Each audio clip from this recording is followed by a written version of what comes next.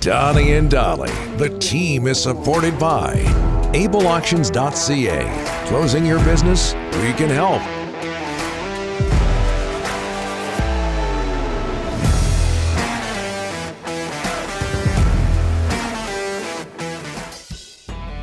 We're just waiting on Craig Button, TSN Scouting Director. All of our guests on this Tuesday brought to you by the Bayside Oceanfront Resort. I make that the Waddling Dog Pub. There you go. Located 10 minutes from the ferry terminal. Thanks for that, Ryan. The Waddling Dog Pub is the place to catch every Canucks game with one of their 19 taps of both domestic and locally crafted beer, wine, and cider. A daily happy hour from 4 to 6, brunch from 11 till 2 a.m. to p.m., and a fully stocked liquor store attached. There are countless reasons to come sit and stay at the Waddling Dog as we wait on Craig Button. You want to mention something about your favorite beverage? Purple bag? Oh, right. Yeah, so I got a lot of people at me last night. Take your time. Manitoba-made Crown Royal named the Canadian Whiskey of the Year in 2022. Isn't that where Crown Royal is made? It's what's the town? It's in. I'm not sure. Brandon. Moj knew it. He had a story. Remember the airplane thing? Anyways, nope. You don't remember that story? No. Well, apparently he just told me. Anyways, Crown Royal, the Canadian Whiskey of the Year. That means for years and years, I know what I'm doing is right. We're waiting on Craig Button, so let's go here. Real important moment tonight in Boston, Mass. Oh, yeah. Willie OReilly's old number 22 is going to be raised to the rafters. Absolutely. In Boston. Willie, of course, breaking the NHL's color barrier back in 1958. He's been inducted into the Hockey Hall of Fame. That was in 2018. I feel privileged in that I got to see him play live in the 60s, late 60s, playing for the San Diego Gulls, wearing number 20 against the Vancouver Canucks. Wow. And he was awesome. He was tremendous. That was in the Western League. That was in the old Western Hockey League, an AHL equivalent. I can't remember who San Diego was affiliated with at the time. Canucks bounced around. But it really was special to watch him. He was so good, so fast, so smart. And you got to remember with Willie OReilly, he only played 45 NHL games. But you have to remember that when expansion first came back in 1967, he was, I believe, in his 30s. So, and he was still a really good hockey player. Wow. There were only 12 teams at the point. So, if it came earlier, he gets a chance to establish a much more meaty NHL career. But he was just tremendous to watch. And, he's so fast, so good. The Canucks had good teams, and Willie gave them problems. He played in the Western Hockey League for 13 seasons, and he was a regular 30-goal scorer.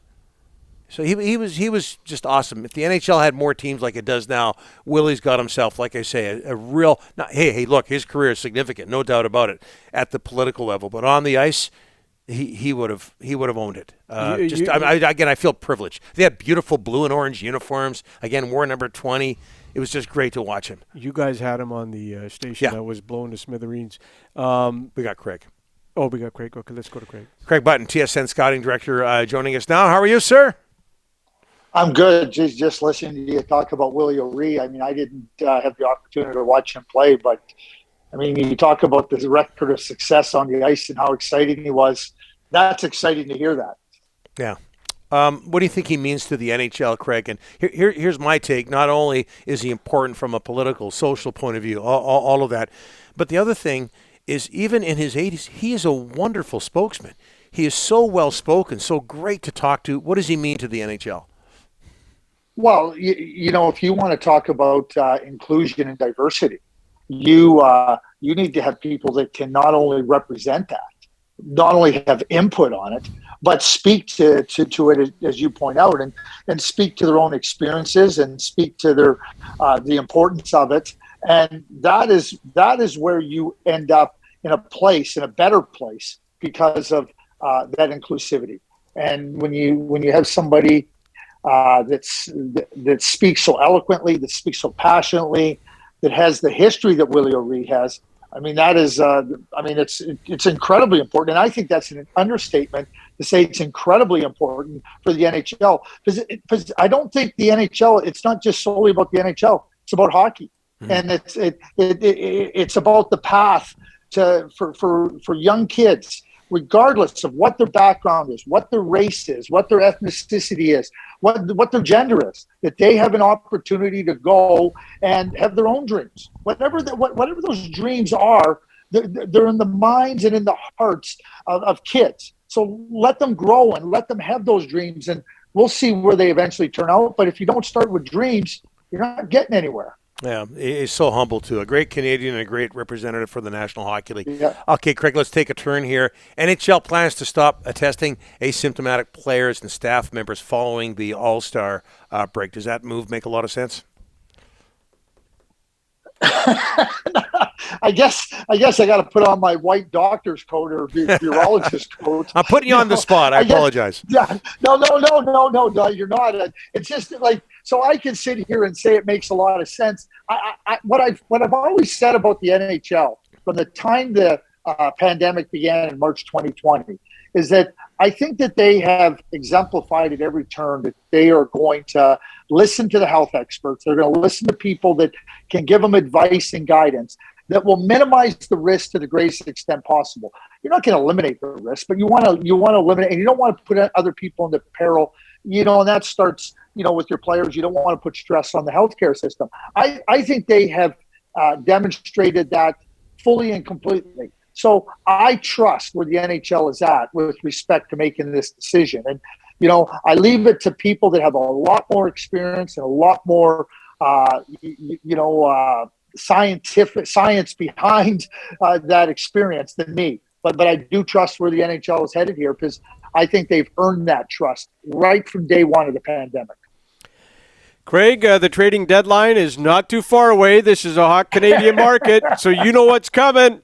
JT Miller's name is popping. You're loving this.